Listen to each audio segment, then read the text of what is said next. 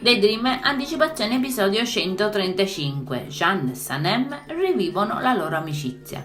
Dopo aver ritrovato la bandana e la collana con l'anello, Jeanne e Sanem si incontrano sul molo. I due si avvicinano, lui le dice che ha qualcosa che le appartiene di cui non si è mai privato. La ragazza replica che anche lei ha qualcosa che appartiene a lui che non si è mai tolta dal collo. Sanem tira fuori la bandana dalla tasca di lui, mentre Jeanne fa lo stesso con l'anello appeso alla collana nascosta nel petto di lei.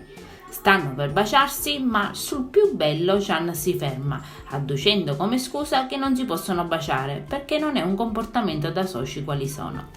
Inoltre lui ha promesso che non avrebbe fatto più nulla per turbarla. Sanem, visibilmente sconvolta per il bacio mancato, si appresta a mettere la bandana nella mano di Jeanne e la collana con l'anello nel suo petto, poi si ricompone e ribatte che essere soci è ciò che conta, perché così si possono apprezzare molto di più. La ragazza lo ringrazia e si allontana felice. A casa di Dean intanto Nihat sta mangiando in maniera smodata e per questo discute con Leila. Mekhibe è lontana, è andata a trovare il nonno infortunatosi a un piede e Nihat non è con lei perché lui e il nonno non vanno molto d'accordo.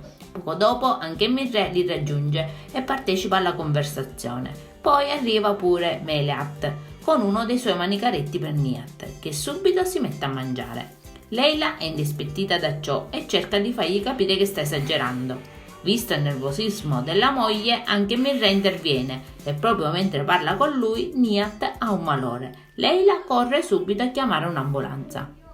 Ritornata dal molo, Sanem è seduta felice in giardino e scrive sul suo quaderno. Si accorge poi che Jeanne le arriva alle spalle, la guarda e poco a poco comincia a darle dei baci sulla guancia, sul collo e sulla spalla.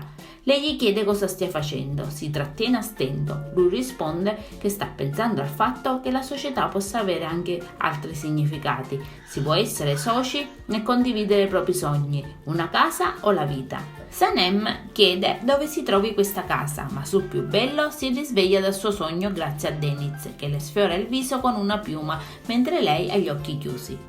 Igit parla con l'uomo della denuncia e trama insieme a lui al fine di rovinare la fattoria. Hanno assoldato il ragazzo con l'allergia sul viso per mentire sulle creme di Sanem e dichiarare che ha avuto una reazione nell'utilizzarle.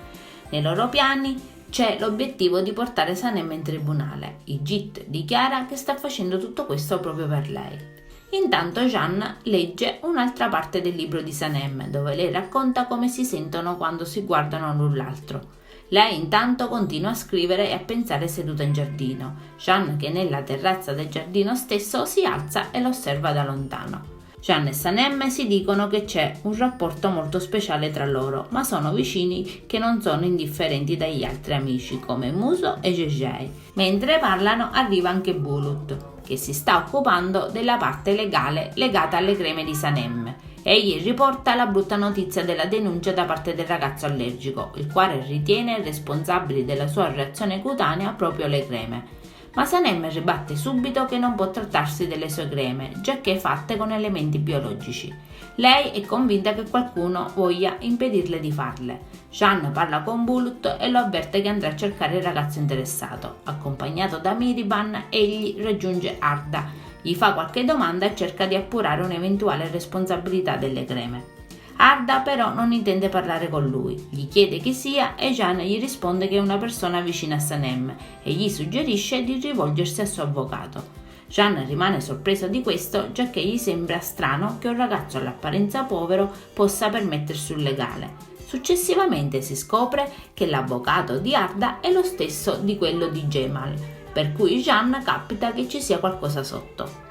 Yuma e Igit si incontrano e parlano tra loro. Lui è determinato a non perdere Sanem, ma Yuma gli dice chiaramente che l'amore tra il figlio e la ragazza è veramente grande ed è ora di ammettere che entrambi hanno fatto un grosso errore di valutazione. Igit vive ogni giorno con la paura che Jeanne possa dire a Sanem che è stato lui a bruciare il diario.